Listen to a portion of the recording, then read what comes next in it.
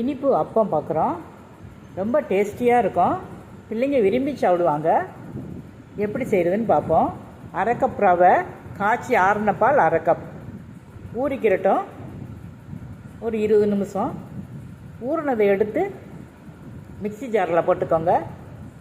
பெரிய ஜாரில் போட்டால் நல்லது. இல்லை ஒரு பழம், நல்ல கனிஞ்ச பழமாக போட்டால் நல்லாயிருக்கும். 1/4 கப் அரிசி மாவு, 1/4 கப் கோதுமை மாவு. அரை கப் ரவைக்கு 1/4 கப் அரிசி மாவு, 1/4 கப் கோதுமை மாவு எல்லாம் சேர்ந்து 1 கப். இது அரை கப் வெல்லம் தான். 1 கப் மாவுக்கு அரை கப் தண்ணி ஊற்றி காய்ச்சி வச்சுக்கிறணும். அப்படியே தெளிய மண் இல்லாமல் ஊற்றிக்கிறணும். கொஞ்சம் ஏலக்காய் தூள், பிஞ்சு சால்ட்டு எல்லாம் போட்டு மிக்சியில் நல்லா அடிச்சுக்கிறணும். மிச்சம் கொஞ்சம் பாகு இருந்தாலும் அதை ஊற்றிக்கிறணும். நல்லா கலந்து விட்டுக்கிறணும். பிஞ்சு சோடா இப்போ தேவைன்னா போட்டுக்கிறலாம்.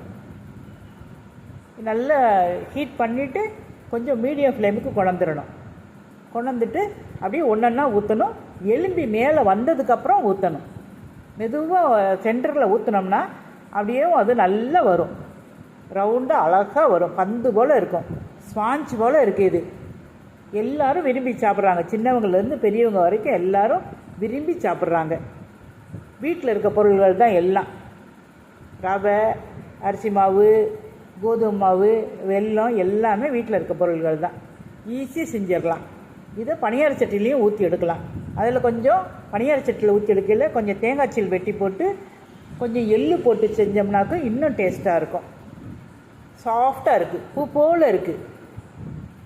சின்ன குழந்தைங்க கூட நல்லா சாப்பிட்ருவாங்க.